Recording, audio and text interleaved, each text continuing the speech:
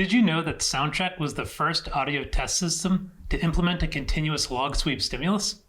We introduced it back in 2001, shortly after Angelo Farina's landmark AES paper on the subject. Let's take a look at how it works and how it's used. A continuous log sweep, sometimes known as a frequency log sweep or Farina sweep, is a continuous sine sweep with equal time and energy in every octave. Since it sweeps slower at low frequencies, but speeds up as the frequency increases, it's a great choice for fast measurements. It differs from a conventional step sine stimulus in that the continuous log sweep plays across all frequencies in the range with the defined sweep rate per decade, whereas the step sine sweep will step through the different frequencies across the range.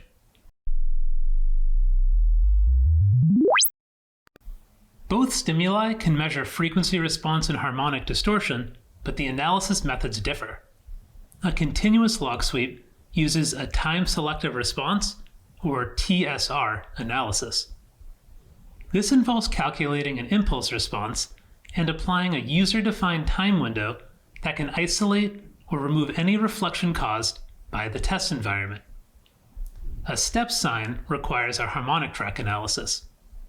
Only the continuous log sweep with TSR analysis can window out reflections, allowing a simulated free field measurement even when you are not in a fully anechoic environment.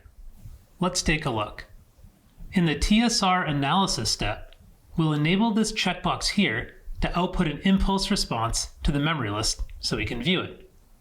It can be displayed either on a linear or logarithmic scale.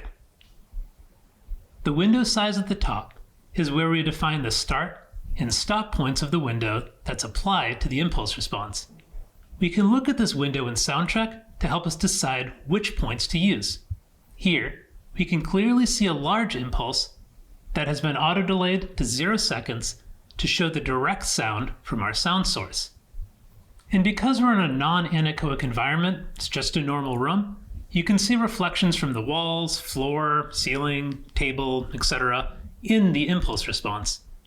We can adjust the window to remove them, and you can see that the frequency response updates. This technique is very powerful, but like all techniques, there are trade-offs. So log TSR analysis might not be the best option for all applications. The measurement resolution is affected by the window size. As the window size narrows, the frequency resolution reduces, and you can see those effects on our frequency response. This is particularly noticeable at the lower frequencies, where the lack of resolution can make the data inaccurate if the window size gets too small. We need to be careful to configure the window size to capture the direct sound, but be wide enough to get the greatest frequency resolution without any reflections due to the test environment. TSR analysis offers significant benefits for several applications. We use it for the high frequency measurements in a loudspeaker simulated free field measurement, which we can then splice together with the low frequency step sine sweep stimulus measurement.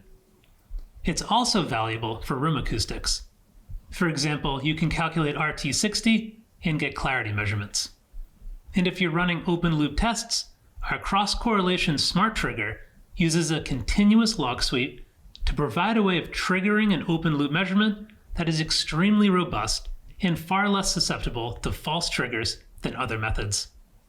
To learn more about the application of the continuous log sweep stimulus, check out our technical papers and demo videos available on our website.